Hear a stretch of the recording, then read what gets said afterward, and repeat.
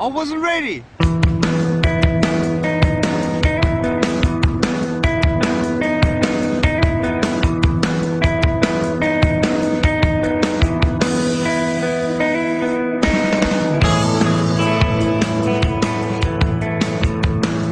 I have no arms and no legs, but I'm very thankful that I have my little chicken drumstick here. People freak out when they see me for the first time. It's so cool. I was at a water slide all by myself. Everyone obviously at the bottom of the slide is looking up and waiting for other people to come down, and here I come and they're freaking out. They're like, you know, like this. And I was so tempted to look at myself and go, what happened? You know? And there were times where I sort of looked at my life and thinking, well, I can't do this and I can't do that. And you keep on concentrating on the things that you wish you had or the things that you wish you didn't have. And you sort of forget what you do have. And there's no point, I believe, in my life where I wish I had arms, legs, I wish I had arms, legs, I wish I had arms, legs, because wishing won't help. But what I've seen in life are just a couple key principles, and the first thing that I've seen is to be thankful. It's hard to be thankful, man. I tell you, when I was 8 years old, I sort of summed up my life and thought, I'm never going to get married. I'm not going to have a job. I'm not going to have a life of purpose. What kind of a husband am I going to be if I can't even hold my wife's hand? It's a lie to think that you're not good enough. It's a lie to think that you're not worth anything.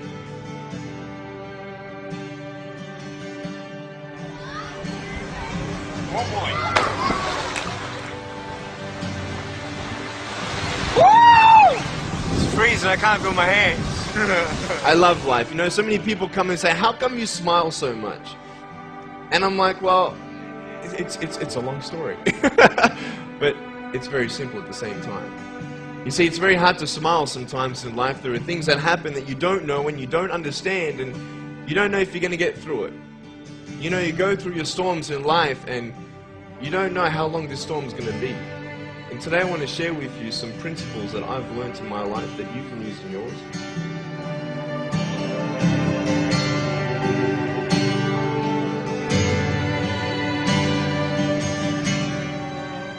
Being patient is beautiful. I tell you, it's the hardest thing.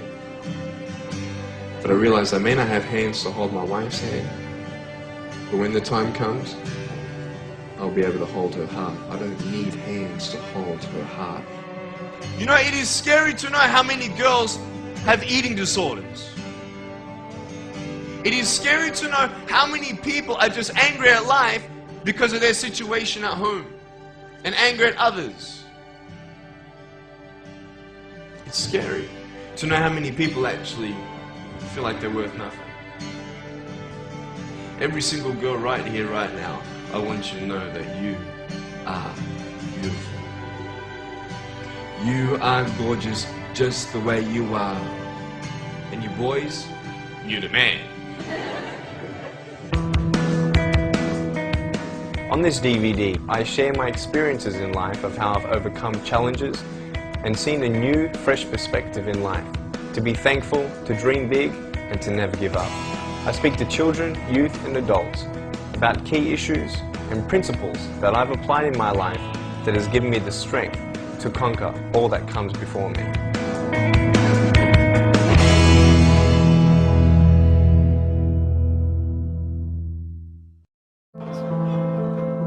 The first thing I want you to take away from today is this: you will have good days and you'll have bad days, but you will always learn something more or something new, and you will learn more overall on bad days than good days.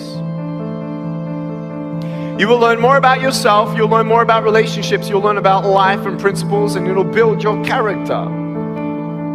If you're a person who wants, let's say, improve on your character of patience, let's say, don't complain when you're waiting in a line. You ain't going to grow in patience until you're put in a place to wait.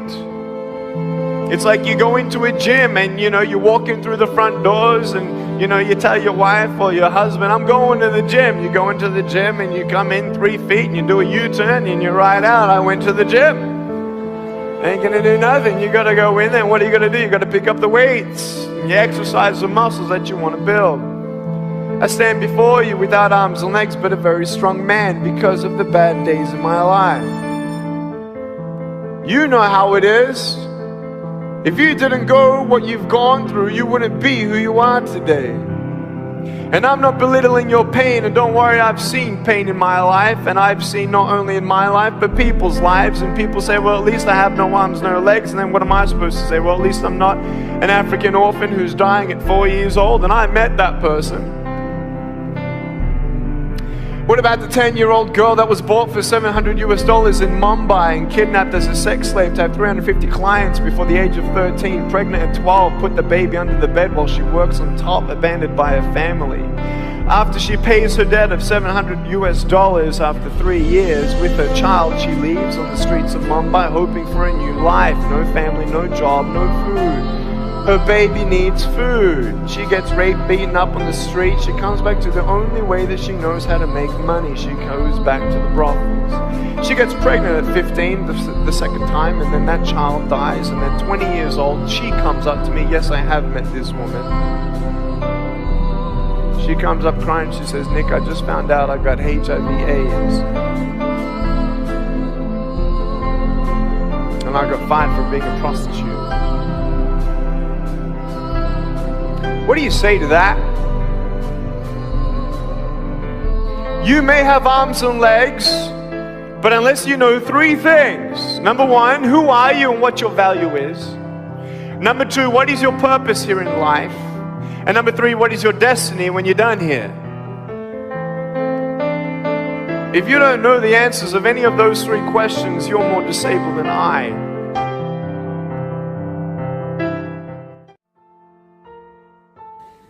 But I tell you, there are some times in life where you fall down and you feel like you don't have the strength to get back up. Because I tell you, I'm down here, face down, and I have no arms, no legs. It should be impossible for me to get back up, but it's not. You see, I will try 100 times to get up, and if I fail 100 times, if I fail and I give up, do you think that I'm ever going to get up? No. But if I fail, I try again and again and again. For as long as I try, there's always that chance of getting up. Does that make sense? And it's not the end until you've given up. And just the fact that you're here should persuade you that you have another chance to get back up.